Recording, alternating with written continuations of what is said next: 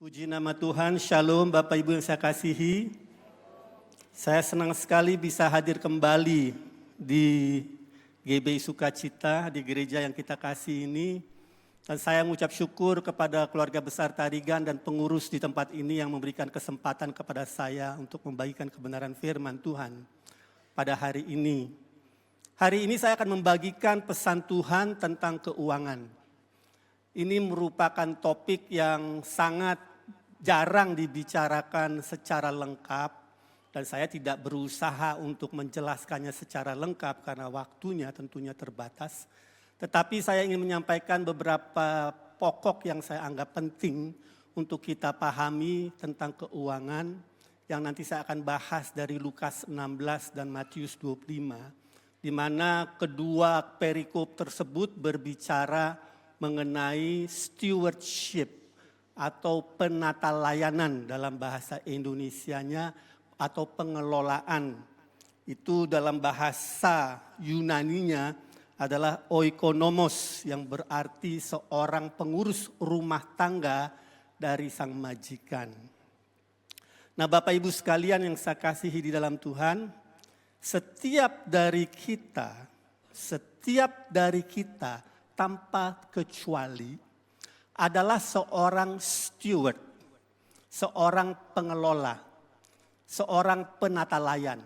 Apakah kita sadar atau tidak sadar, itu tidak membatalkan peran kita sebagai seorang steward.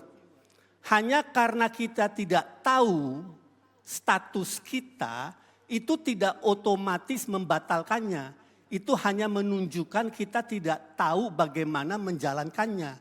Oleh karena itu kita perlu belajar dari firman Tuhan, kebenarannya sehingga kita dapat melakukannya dan menghidupinya dan melihat hasilnya dalam hidup kita. Amin.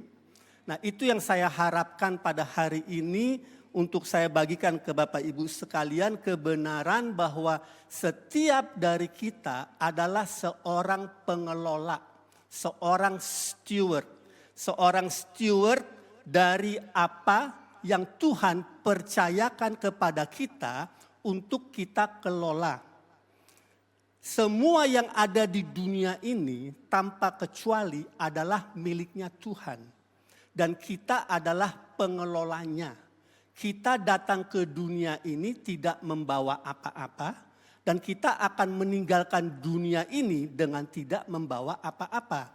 Itu yang dikatakan di 1 Timotius 6 ayat 7. Kalau kita boleh tayangkan di layar, biar kita bacakan. Sebab kita tidak membawa sesuatu apa ke dalam dunia dan kita pun tidak dapat membawa apa-apa keluar. Segala sesuatu yang Anda miliki di dunia ini, Anda memilikinya karena hal tersebut sudah ada di dunia ini. Ini satu kebenaran yang sangat sederhana, tapi mendalam. Dan seringkali kita melupakannya. Segala sesuatu yang kita miliki di dunia ini, kita memilikinya karena sudah ada di dunia ini.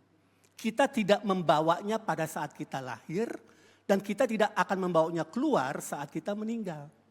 Oleh karena itu pentinglah untuk kita memahami apa yang seharusnya kita lakukan dengan apa yang telah dipercayakan kepada kita di dunia ini selagi kita masih hidup. Dan ada banyak ayat-ayat firman Tuhan yang mengajarkan kepada kita apa yang semestinya kita lakukan dengan segala kekayaan, karunia, talenta yang Tuhan berikan kepada kita. Sesungguhnya ini tidak hanya bicara mengenai keuangan, tetapi juga mengenai talenta dan karunia-karunia rohani. Setiap dari kita diberikan karunia rohani dan talenta atau bakat khusus. Mungkin Anda nggak menyadarinya, saya nggak punya tuh Pak. Ya, bahwa Anda nggak sadar itu nggak membatalkan bahwa Anda punya. Itu hanya menunjukkan Anda tidak tahu. Ini yang sering terjadi di dalam kekristenan. Kita mengira kita tidak punya, padahal kita tidak tahu bahwa kita punya. Dan kita perlu cari tahu apa yang kita punya dan belajar menggunakannya. Jadi setiap dari kita adalah seorang pengelola, penata layan, seorang steward.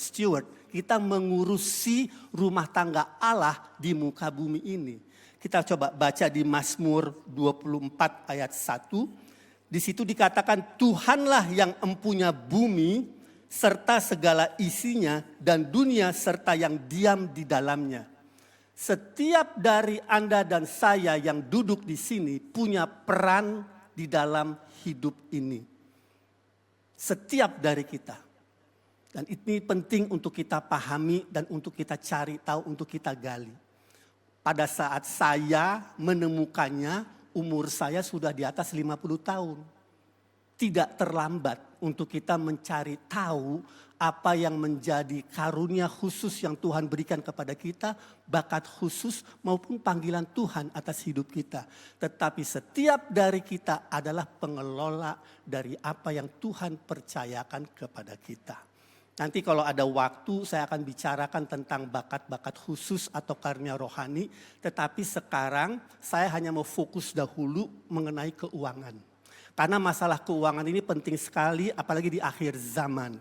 Banyak sekali orang Kristen mengira bahwa mereka tidak perlu belajar mengenai keuangan. Bahwa keuangan itu akan terjadi otomatis pada saat kita menyembah Tuhan, mengikuti Tuhan, itu akan selalu datang ke dalam kehidupan kita. Saya mau katakan kepada Bapak Ibu sesuatu. Tidak ada yang terjadi dalam hidupmu secara otomatis. Dibutuhkan kerjasama kita untuk kita melihat perkara-perkara ilahi terjadi di dalam kehidupan kita. Termasuk dalam hal keuangan. Baik, jadi sekarang saya mau membahas mengenai keuangan dan menunjukkan kepada setiap kita bahwa kita adalah pengelola dari keuangan yang Tuhan percayakan kepada kita. Saya melihat di sini ada beberapa anak muda. Mungkin beberapa dari Anda berkata, Pak, saya bukan pengelola. Saya cuma punya 1 juta, itu pun maksimal di rekening saya. Itu enggak membatalkan dirimu adalah seorang pengelola. Sekarang Anda punya 1 juta rupiah. Anda harus belajar mengelola 1 juta rupiah. Sehingga setahun dari sekarang Anda bisa mengelola 1 miliar rupiah. Kalau Anda tidak belajar, hal itu tidak akan terjadi dalam hidupmu. Disinilah pentingnya untuk kita menyadarinya. Bahwa setia dalam perkara kecil, maka Tuhan akan mempercayakan perkara besar. Setia dalam 1 juta rupiah, Tuhan akan mempercayakan 1 miliar rupiah. Jangan batasi Tuhan. Kalau kita membatasi Tuhan, hal-hal yang Tuhan janjikan dalam firman-Nya tidak akan terlaksana dalam hidup kita. Kita harus menerimanya dan bekerja sama dengannya. Agar kita bisa melihat semua janji-janji Tuhan itu ya dan amin. Jadi Bapak Ibu, kita ini adalah pengelola.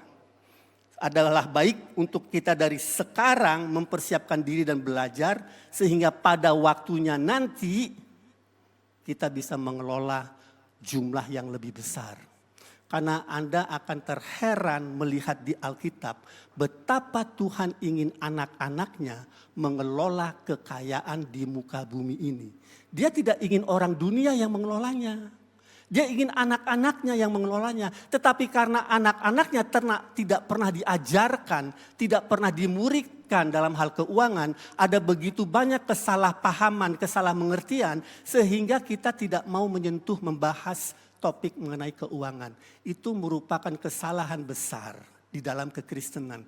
Ada lebih banyak ayat di Alkitab tentang keuangan daripada tentang sorga dan neraka, tentang keselamatan, tentang apapun juga. Topik mengenai keuangan lebih banyak dibahas di Alkitab, baik di Perjanjian Lama maupun di Perjanjian Baru. Nah, sekarang kita ingin belajar bagaimana kita dapat menjadi seorang pengelola yang baik di mata Tuhan. Kita akan belajar dari Lukas 16, kalau boleh ditayangkan dari ayat pertama. Yang agak sedikit aneh dalam kita mempelajari perikop ini adalah kita akan belajar cara yang salah agar kita tidak melakukannya, tapi kita melakukan apa yang benar.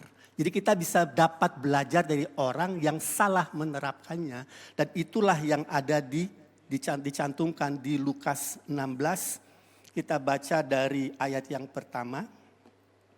Dan Yesus berkata kepada murid-muridnya, ada seorang kaya yang mempunyai seorang bendahara atau seorang steward, seorang penata layan, seorang pengelola. Kepadanya disampaikan tuduhan bahwa bendahara itu menghamburkan miliknya. Di sini Bapak Ibu, kesalahan yang dibuat oleh si pengelola.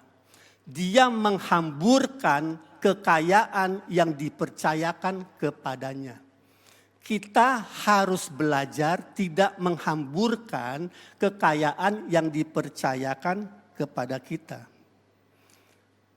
Anda akan menghamburkan, memboroskan, menyalahgunakan sesuatu yang Anda tidak tahu fungsinya. Kalau Anda tidak tahu tujuan dari sesuatu, Anda akan salah menerapkannya atau salah menyalahgunakannya. You either misuse it atau abuse it.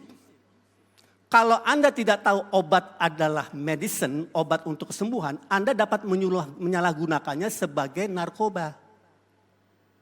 Jadi kita harus tahu fungsi dari sesuatu. Kita harus tahu fungsi, tujuan, maksud daripada kekayaan. Kalau tidak, kita akan menyalahgunakannya seperti bendahara ini. Dia menghambur-hamburkannya. Ini sama yang dilakukan oleh anak si bungsu di perikop di Lukas 15 yang sebelumnya, pasal sebelumnya. Kalau boleh ditayangkan di ayat 13. Di situ si anak bungsu itu meminta kekayaan dari bapaknya. Lalu dia pergi ke negara jauh dengan warisannya. Apa yang dikatakan di ayat 13? Beberapa hari kemudian anak bungsu itu menjual seluruh bagiannya itu lalu pergi ke negeri yang jauh. Di sana ia memboroskan harta miliknya itu dengan hidup berfoya-foya. Tidak berbeda dengan si bendahara di Lukas 16. Kata memboroskan dan menghamburkan itu kata yang sama dalam bahasa Yunani. Jadi mereka punya sifat yang sama, memboroskan sesuatu yang mereka tidak tahu fungsinya. Kalau kita tidak tahu bahwa kita adalah pengelola dari apa yang Tuhan percayakan kepada kita, kita akan menghambur-hamburkan dan memboroskannya. Jadi kita perlu mengerti apa yang Tuhan ingin kita lakukan dengan harta kekayaan yang Tuhan percayakan kepada kita. Apa hal pertama yang perlu kita lakukan? Hal pertama untuk menjadi bendahara yang baik di mata Tuhan. Apa yang kita perlu lakukan dengan kekayaan yang Tuhan percayakan kepada kita. Kita lihat ayatnya di Amsal 3 ayat 9. Muliakanlah Tuhan dengan hartamu dan dengan hasil pertama dari segala penghasilanmu. Maka lumbung-lumbungmu akan diisi penuh sampai melimpah-limpah. Dan bejana pemerahanmu akan meluap dengan air buah anggurnya. Tuhan ingin kita memuliakan Dia dengan cara kita mengelola kekayaan yang ada pada kita. Nah, bagaimana kita memuliakan Tuhan Allah dengan harta kekayaan yang Dia percayakan kepada kita? Pertama tentunya dengan memberkati orang lain. Dengan lewat persembahan kita, lewat perpuluhan kita, dengan memberikan sedekah dan menolong orang lain. Coba kita baca di sini dari 2 Korintus 9 ayat 10 sampai 13. Di sini Rasul Paulus berbicara kepada jemaat di Korintus tentang mengumpulkan persembahan untuk orang-orang kudus di Yerusalem. Dia berbicara kepada jemaat di Korintus dan dia membangga-banggakan orang-orang di Makedonia betapa begitu murah hatinya mereka dalam memberikan pertolongan keuangan kepada jemaat Tuhan di Yerusalem. Dia ingin menyemangati jemaat Korintus untuk melakukan hal yang sama dengan mengumpulkan persembahan untuk membantu orang-orang kudus di Yerusalem. Di ayat 10 dikatakan, ia yang menyediakan benih bagi penabur dan roti untuk dimakan. Artinya begini, Tuhan mengerti bahwa kita adalah pengelola. Dia mempedulikan keberadaan kita, kesejahteraan kita. Kalau kita mengelola kekayaan dia sesuai dengan apa yang dia inginkan, kita akan juga menikmati hasilnya dalam hidup kita. Jadi dia menyediakan benih bagi penabur dan roti atau kenikmatan jasmani untuk kita juga nikmati dalam hidup ini. Ia juga yang akan menyediakan benih bagi kamu dan melipat gandakannya dan menumbuhkan buah-buah kebenaranmu. Ayat 11. Kamu akan diperkaya dalam segala macam kemurahan hati yang membangkitkan syukur kepada Allah oleh karena kami. Ayat berikutnya. Sebab pelayanan kasih yang berisi pemberian ini bukan hanya mencukupkan keperluan-keperluan orang-orang kudus di Yerusalem, tetapi juga membuat mereka mengucap syukur kepada Allah. Mereka memuliakan Allah. Ayat 13. Dan oleh sebab kamu telah tahan uji dalam pelayanan ini, artinya kamu dengan sukacita memberi, mereka memuliakan Allah karena ketaatan kamu dalam pengakuan akan Injil Kristus dan karena kemurahan hatimu dalam membagikan segala sesuatu dengan mereka dan dengan semua orang.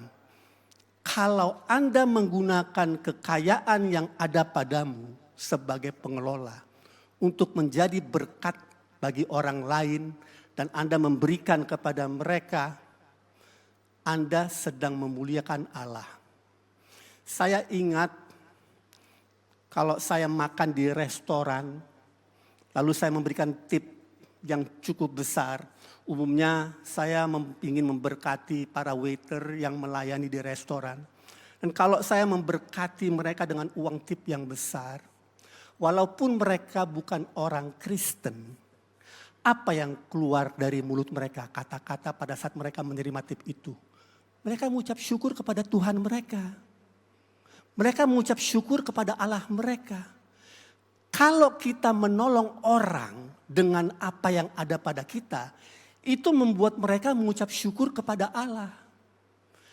Kita seringkali memuliakan Allah lewat pujian penyembahan, lewat doa. Kita tidak pernah sadar bahwa kita dapat memuliakan Dia lewat harta kekayaan kita.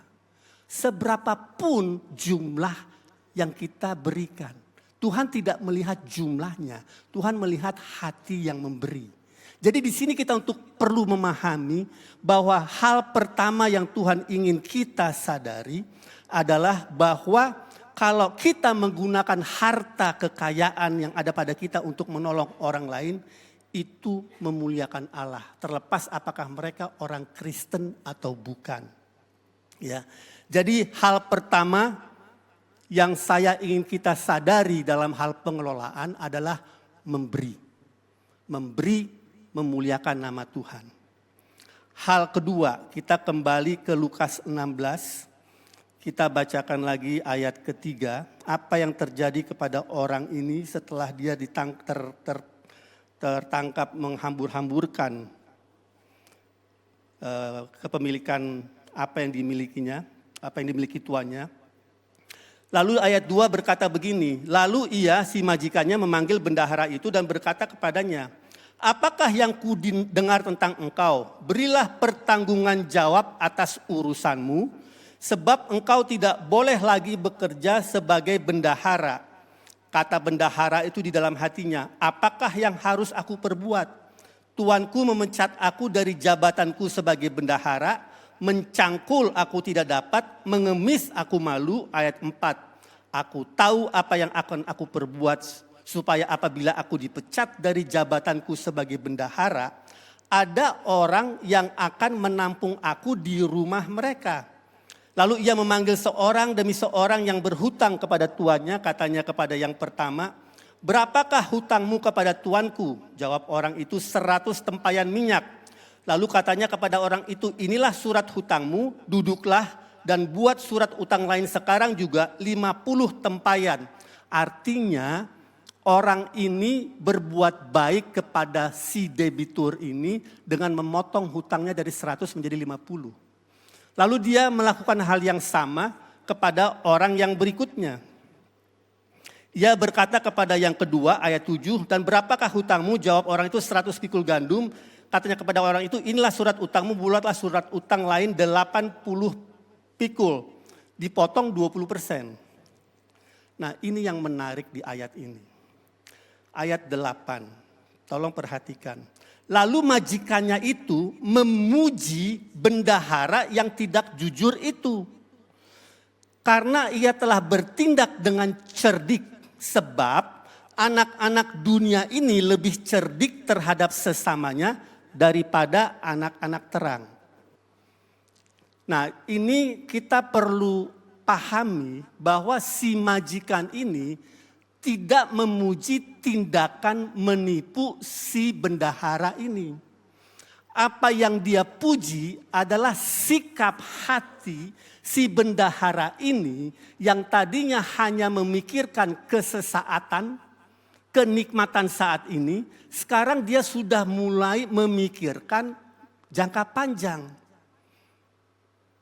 Kalau Anda punya mentalitas kepemilikan, kalau Anda mengira semua yang Anda miliki dalam hidupmu itu adalah milikmu dan bukan milik Tuhan. Kecenderungan manusia adalah berpikir jangka pendek, menjadi serakah, menjadi greedy, menjadi egois. Dan itu yang bisa terjadi kepada setiap dari kita. Nah, dengan sekarang sadarnya si bendahara itu bahwa dia tidak akan punya pekerjaan lagi, dia mulai memikir jangka panjang. Dia mulai merencanakan ke depan. Kalau sampai nanti dia sudah tidak lagi memiliki posisi itu, bagaimana dengan hidupnya? Nah, di sini ada kata yang menarik yang dikatakan tuannya. Dikatakan begini, sebab anak-anak dunia ini lebih cerdik terhadap sesamanya daripada anak-anak terang atau anak-anak Tuhan. Orang dunia pada umumnya lebih cerdik daripada anak-anak Tuhan. Apa maksudnya? Maksudnya begini, orang-orang dunia lebih mementingkan perencanaan keuangan daripada anak-anak Tuhan. Mereka merencanakan masa pensiun, mereka merencanakan tabungan uang hari tua, mereka merencanakan ke depan. Sementara anak-anak Tuhan itu lebih kepada puji Tuhan, terserah kepada Tuhan. Tuhan baik. Mereka semua anak-anak Tuhan kecenderungannya adalah mengandalkan Tuhan untuk masa depannya. Padahal Tuhan ingin kita berperan di dalam menentukan kekekalan. Tuhan ingin kita berpikir jangka panjang. Jadi apa yang si bendahara ini lakukan dengan dia mulai mengubah cara berpikirnya dari jangka pendek ke jangka panjang. Demikianlah kita di dalam mengelola keuangan kita harus berpikir jangka panjang juga. Kita harus berpikir dalam konteks kekekalan. Apa yang sedang disampaikan oleh pesan dari Lukas 16 ini? Anda dapat menggunakan uang yang ada padamu untuk mempengaruhi kekekalan. Anda dapat mengubah masa depan seseorang yang tadinya sedang menuju ke neraka, sekarang diubahkan karena dia mendengar Injil, dia pindah dan menuju sorga. Anda dapat mempengaruhinya dengan uangmu. Anda dapat mempengaruhinya dengan mendanai penginjilan. Ini merupakan salah satu fungsi lain dari keuangan. Keuangan itu mengubah kekekalan. Uang itu hanya ada di dunia ini dan dipakai di dunia ini. Tapi cara kita menggunakannya dapat berdampak kepada kekekalan. Tuhan ingin kita menggunakan uang yang ada pada kita untuk berdampak kepada kekekalan. Seringkali kita menunda-nunda sampai kita punya 1 miliar, 10 miliar. Tahukah Anda? 10.000 rupiah pun bisa mengubah kekekalan. Kalau 1.000 orang mengumpulkan 10.000 rupiah, itu sudah 10 juta. Itu berdampak di dalam kekekalan.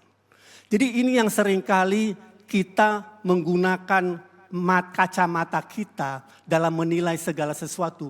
Padahal Tuhan melihat hati kita. Dan kalau kita melakukan dengan tepat, dengan baik perkara yang kecil, Tuhan akan mempercayakan kepada kita perkara yang lebih besar lagi. Ya. Nah, jadi ini dua hal tentang bagaimana kita menggunakan uang kita yang benar, secara benar di mata Tuhan. Sekarang yang ketiga dan yang terakhir, dan menurut saya yang sangat penting sekali.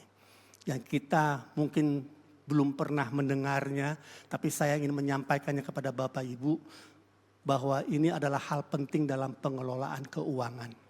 Mari kita baca dari Matius 25.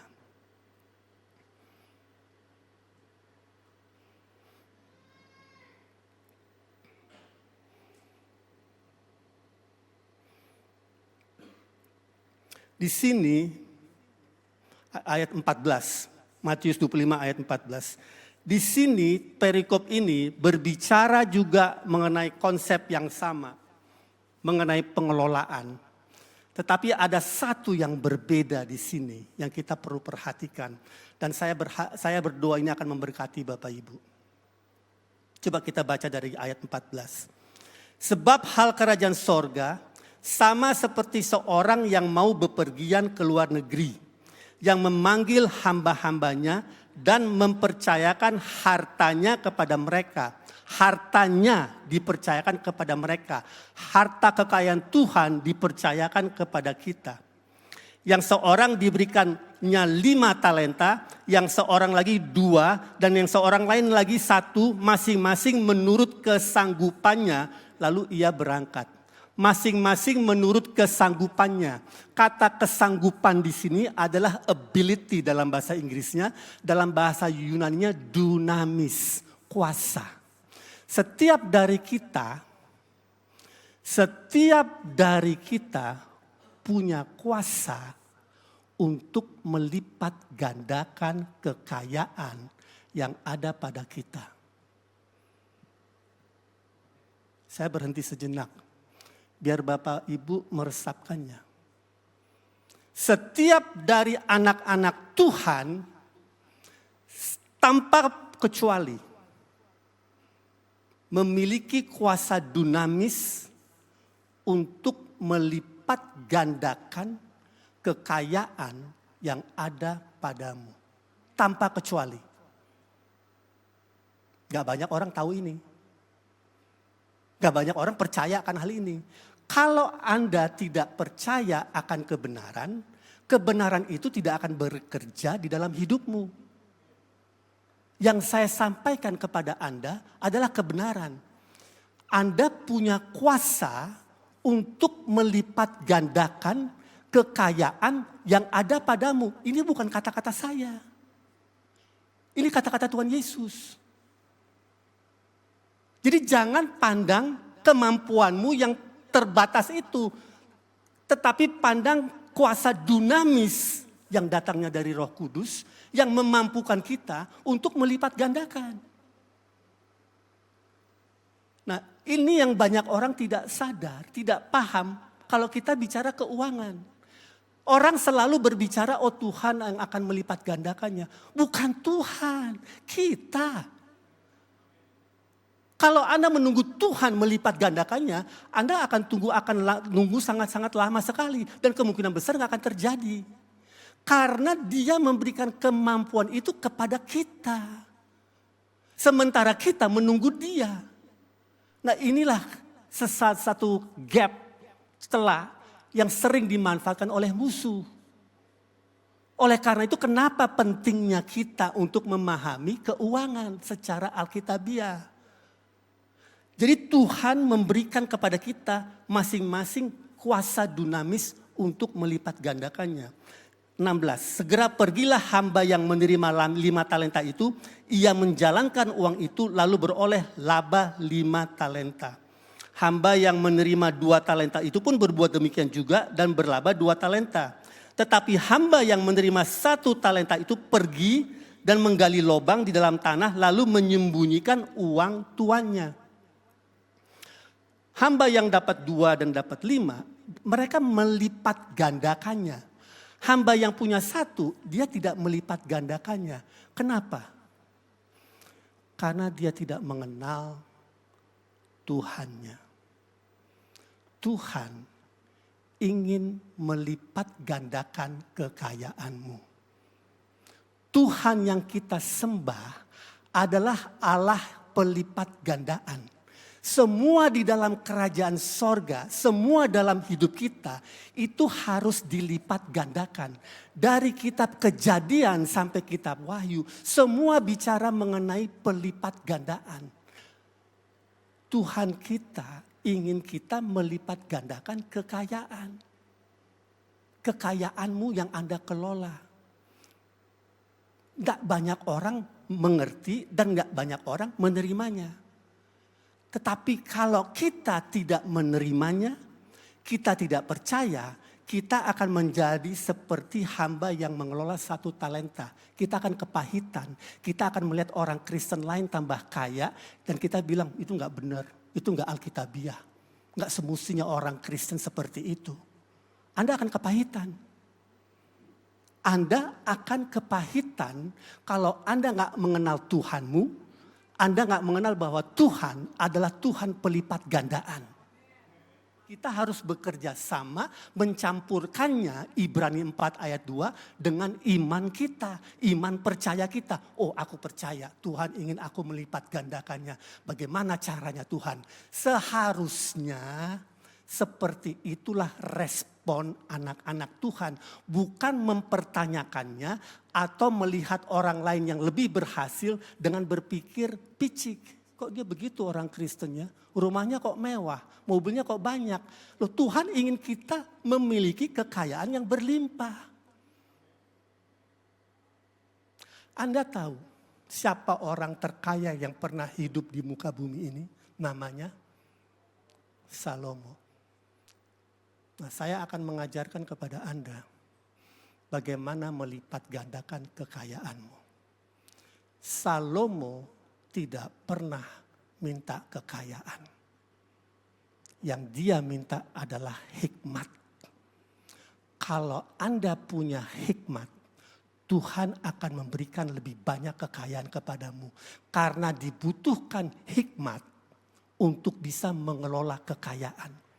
Lebih banyak kekayaan yang kita kelola, lebih banyak hikmat yang kita butuhkan.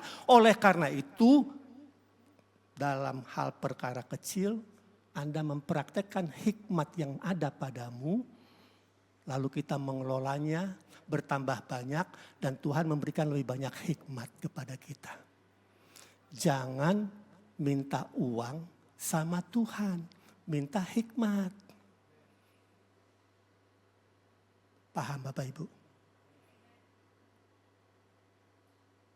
Disinilah gereja pada umumnya sering salah paham mengenai keuangan. Mereka mengira hidup kudus itu adalah hidup pas-pasan. Hidup yang melarat untuk Tuhan.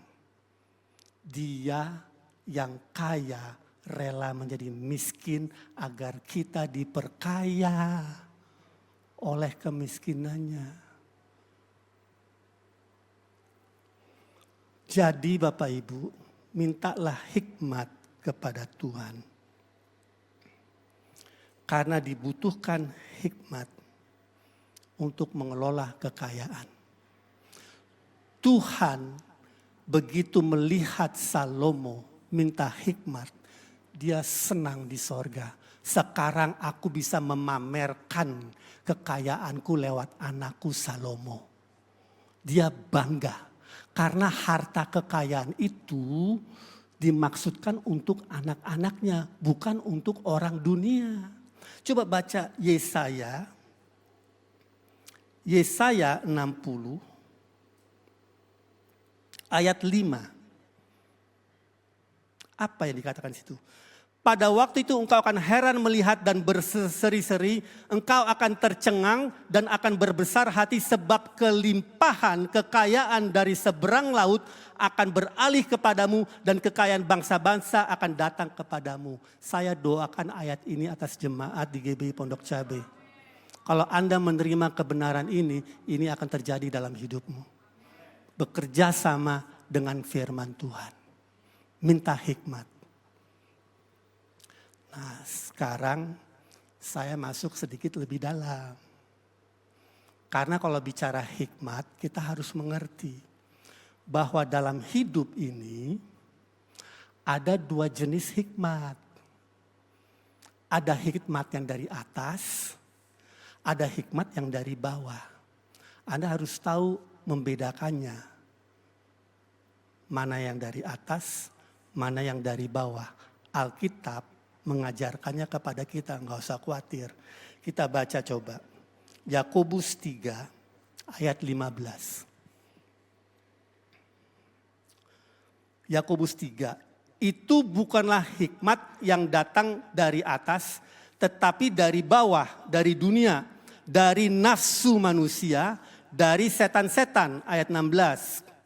Sebab di mana ada iri hati dan mementingkan diri sendiri, di situ ada kekacauan dan segala macam perbuatan jahat. Stop. Dalam mengelola keuangan, kita harus punya mentalitas pengelola, bukan pemilik. Kalau kita memiliki mentalitas pemilik, kita akan menerapkan hikmat dari bawah, dari dunia, dari setan-setan, berkompetisi, menusuk dari belakang, berbohong di sini, menipu di sana. Bukan itu yang akan membuatmu kaya dalam hidup ini. Anda harus mengerti bahwa tujuan ilahi hanya bisa dicapai dengan cara ilahi dan akan tergenapi pada waktu ilahi. Jangan gunakan hikmat dari bawah. Raja Tirus di kitab Yeskiel 28, saya nggak akan bacakan karena waktu. Dia menggunakan hikmat dunia untuk menjadi kaya. Anda bisa menjadi kaya dengan hikmat dunia. Tetapi saya tidak menganjurkan. Saya menganjurkan kita menggunakan hikmat dari atas. Di ayat berikutnya, Yakobus 3 ayat 17 berkata, hikmat yang dari atas adalah pertama-tama murni, selanjutnya pendamai, peramah, penurut, penuh belas kasihan, dan buah-buah yang baik, tidak memihak dan tidak munafik. Ini adalah hikmat yang kita butuhkan dalam mengelola keuangan kita.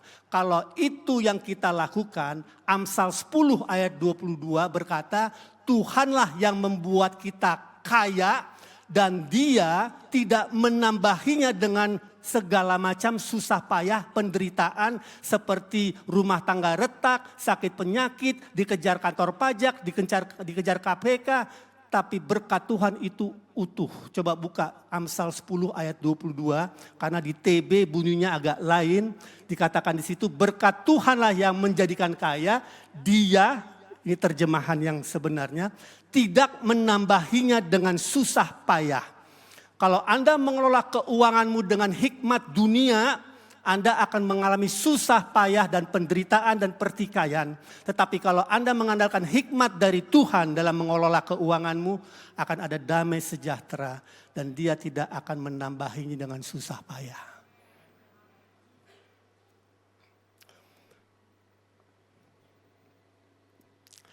Jadi ini penting untuk kita pahami. Bahwa Tuhan ingin kita kaya. Dia ingin mempercayakan lebih banyak kekayaan kepada kita. Bukan dengan mentalitas pemilik. Tetapi mentalitas pengelola, steward.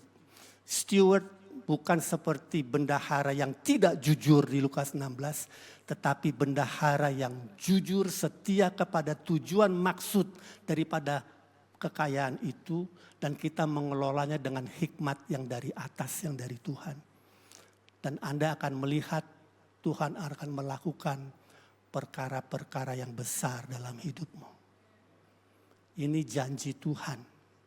Janji Tuhan tidak pernah terjadi otomatis. Anda harus bekerja sama dengannya, mencari tahu caranya dan melakukannya dengan mengucap syukur kepada Dia. Saya sudah selesai menyampaikan pesan yang rindu saya sampaikan kepada Bapak Ibu sekalian. Saya undang sekarang kita bangkit berdiri. Saya mau berdoa. Saya ingin ingatkan bahwa Kita adalah pengelola, bukan pemilik. Itu bukan berarti kita tidak menikmati apa yang kita kelola. Tuhan tahu apa yang menjadi kebutuhan kita. Tapi kalau kita memikirkan maksud dan tujuan ilahi atas harta dan kekayaan, Dia akan memikirkan kita bagaimana kita dapat menikmatinya dalam hidup kita. Kita harus mengutamakan apa yang menjadi maksud dan tujuan Tuhan atas harta kekayaan yang Dia percayakan kepada kita. Pertama, memuliakan Tuhan. Kedua, kita berpikir jangka panjang menggunakannya untuk kekekalan. Dan ketiga, kita belajar untuk melipat gandakannya. Karena kita telah diberikan kuasa oleh Tuhan untuk dapat melipat gandakannya. Mari kita berdoa. Bapa, kami mengucap syukur atas anugerah dan kebaikan Tuhan. Kami mengucap syukur untuk kebenaran firman-Mu yang memerdekakan kami dari apa yang selama ini menekan, membingungkan kami, menghimpit kami, untuk kami dapat berkarya secara maksimal dalam hal keuangan. Engkau telah mempercayakan kepada setiap anak-anak-Mu di tempat ini kuasa untuk melibat gandakan kekayaan yang Kau percayakan kepada mereka. Aku berdoa dalam nama Tuhan Yesus Kristus, Roh Kudus. Engkau akan memberikan pengertian yang lebih lagi kepada masing-masing mereka dengan cara-Mu yang ajaib. Sehingga mereka boleh menghidupi kebenaran firman Tuhan. Dan mereka boleh memuliakan Tuhan dengan harta kekayaan yang mereka kelola. Dan dunia dapat melihat bahwa kami sungguh menyembah Tuhan Allah yang dahsyat, yang luar biasa. Yang memberkati umatnya. Aku ucapkan berkat-Mu, hikmat-Mu turun atas setiap anak-anak-Mu di tempat ini. Sehingga apapun yang mereka sentuh, kerjakan dengan tangan mereka. Mereka boleh melihat campur tangan Tuhan yang membuat mereka berhasil oleh kuasa-Mu yang bekerja di dalam mereka. Bapak, terima kasih di dalam nama Yesus Kristus. Kami ucap syukur, haleluya, amin. Beri kemuliaan bagi Tuhan Yesus. Silakan duduk, Bapak.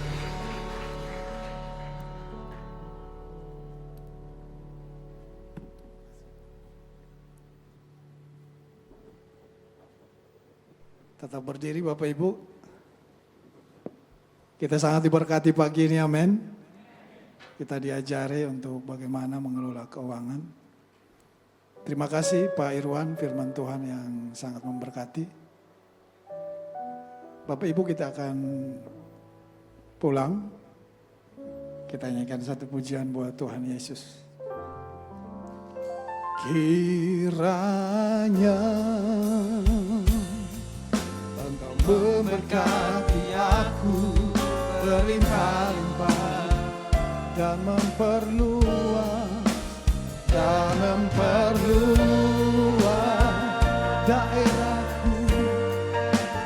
daerahku dan kiranya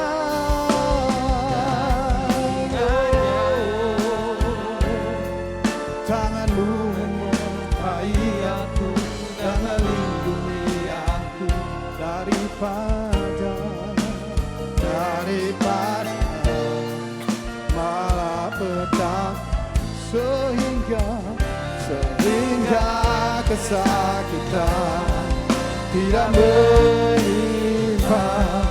Mari lagi, kiranya, kiranya Engkau memberkati aku berlimpah-limpah. Ini doa kami Tuhan Yesus. Daerahku dan kiranya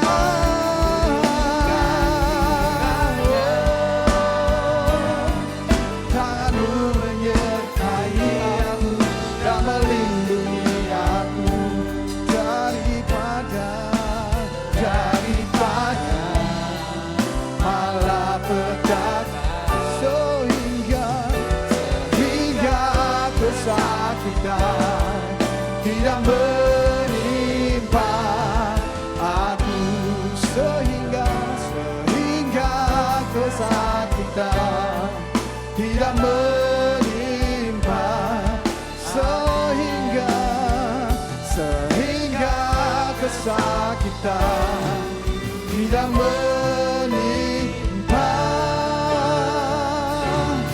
aku.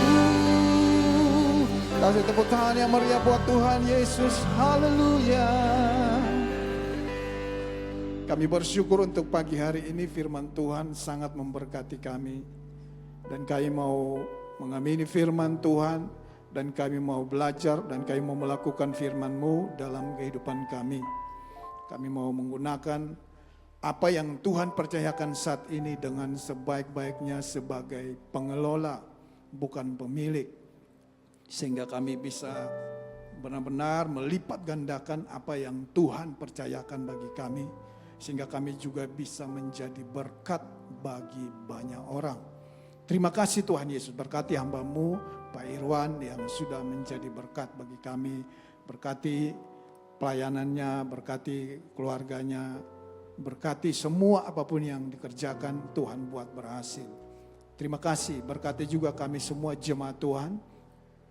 Tuhan tahu setiap pergumulan jemaat Tuhan pagi ini dan kami percaya bahwa seperti pujian kami, kiranya anugerah Tuhan, berkat Tuhan menyertai kami semua Tuhan. Kami juga berdoa buat Bapak Gembala dengan Ibu, juga Wakil Gembala dan Ibu dan keluarga yang sedang ada perjalanan ke luar negeri. Tuhan yang menolong, Tuhan memberkati, Tuhan menyertai, dan nanti pulang ke tempat ini juga dengan pertolongan dan penyertaan dari Tuhan.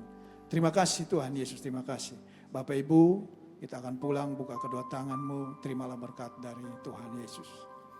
Kiranya kasih karunia dari Allah Bapa di surga, cinta kasih dari Tuhan Yesus, dan penyertaan Roh Kudus menyertai saudara dan saya, menyertai kita semua. Dari hari ini sampai Maranatha, Tuhan Yesus datang kedua kali dan menjemput kita semua. Mari yang percaya sama-sama dengan saya katakan, amin. Selamat hari Minggu, Bapak Ibu yang memberikan persembahan, itu ada kotak persembahan di belakang. Tuhan Yesus memberkati kita semua.